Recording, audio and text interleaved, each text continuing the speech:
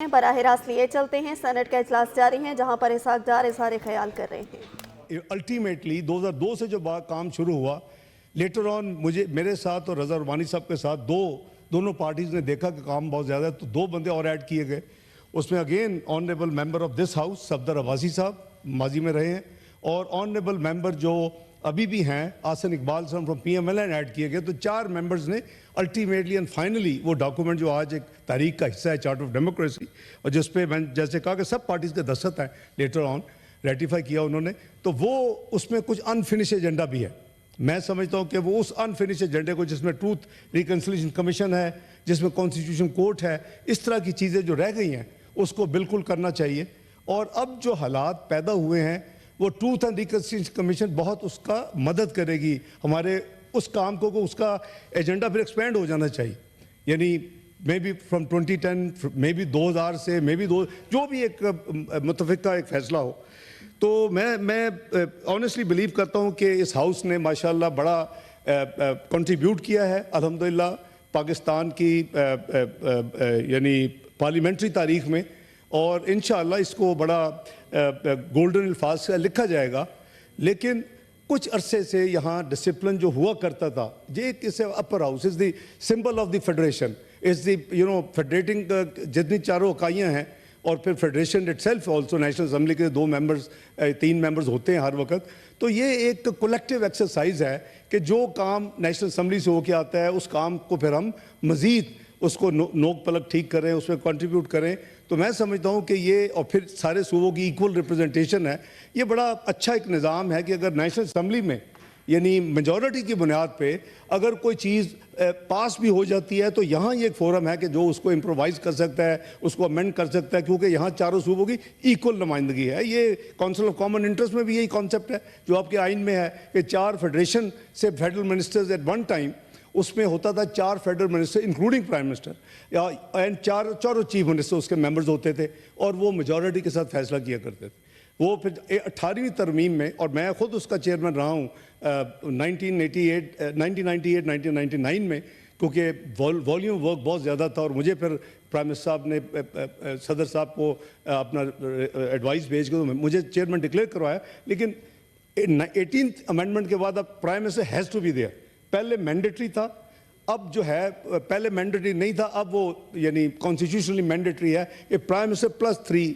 میں سمجھتا ہوں کہ جو وہ فورم کام کرتا ہے بیٹھ کے، اس سے زیادہ یہ ایفیکٹو فورم کام کر سکتا ہے ایسے ایشوز کے اوپر جو کہ کامن ہیں، جو کہ نیشنل نیچر کے ہیں، جو کہ چاروں صوبوں کے انٹرسٹ میں ہیں۔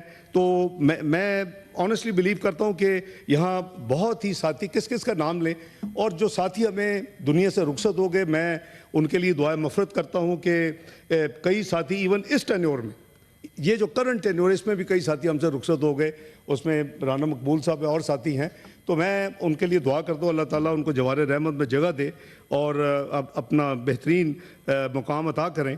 میں اس موقع پہ سینٹ کی کمیٹیوں کی بھی جو ہے، میں خود بھی کمیٹی چیئرمین بھی رہا ہوں، اور سینٹ کی کمیٹیوں کی بھی کارکردگی کو اپریشیٹ کرنا چاہتا ہوں کہ انہوں نے بھی بہت بہترین انپٹ اپنے سبجیکٹ پہ، جو بھی چیئر پرسنز تھے وہ انہوں نے اپنا کام کیا، اور یہ ایک کولیکٹیو ایکسرسائز ہے، کولیکٹیو ایک جو ہے یہ کام ہے جس کو میں سمجھتا ہوں کہ انشاءاللہ بڑے اچھے لفظوں میں یاد کیا جائے گا۔ کمنگ ٹو دی ریسنٹ جو ہمارا تھوڑا سا رمپس جو کچھ ہو رہا ہے، میرا خیال ہے اس کو ہینڈل کرنا چاہیے۔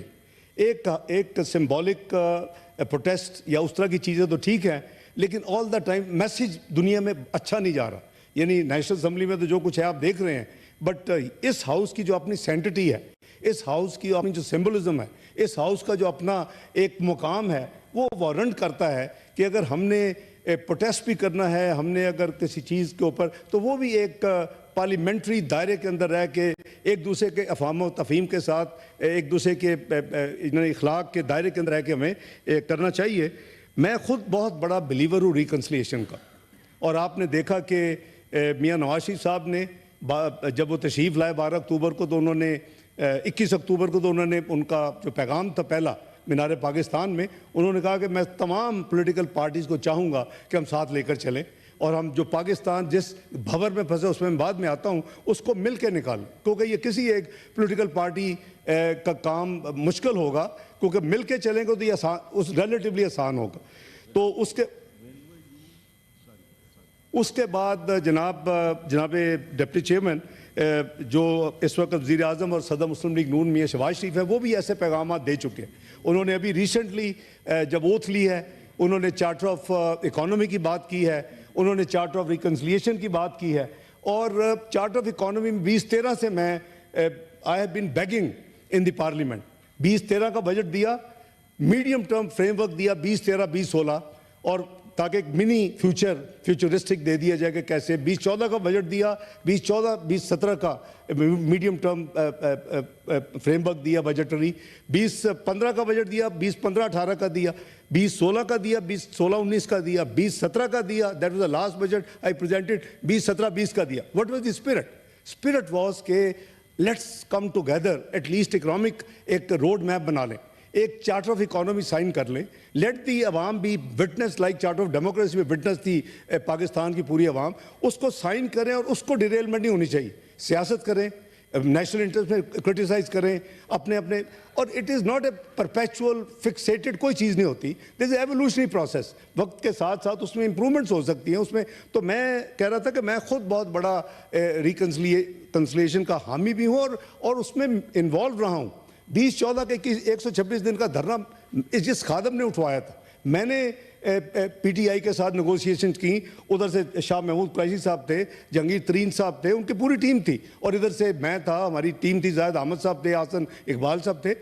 بریک ہو گئی, اس کے بعد دوبارہ شروع کیا. تو بات یہ ہے کہ ریکنسلیشن مینس کہ ہمارے کو ذاتی دشمنی ہونی چاہیے.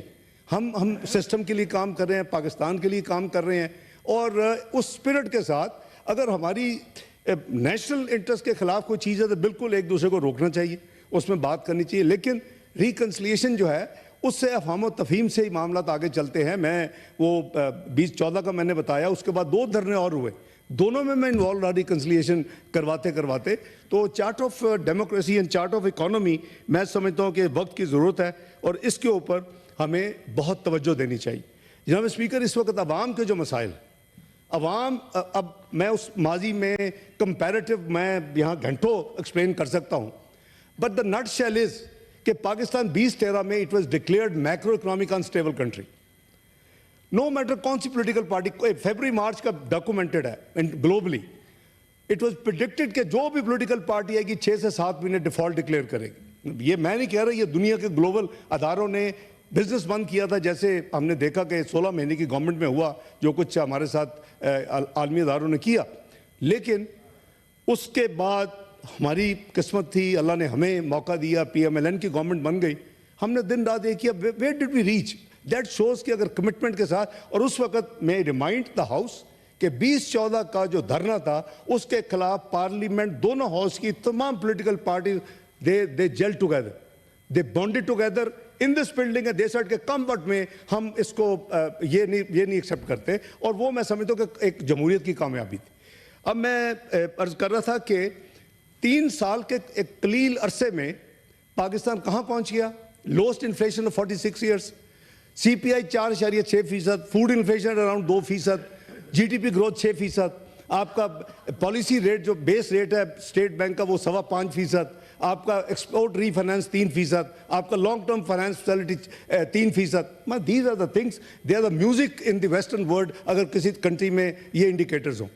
لیکن الحمدللہ ہم اس کے نتیجے میں we were globally declared 24th biggest economy of the world.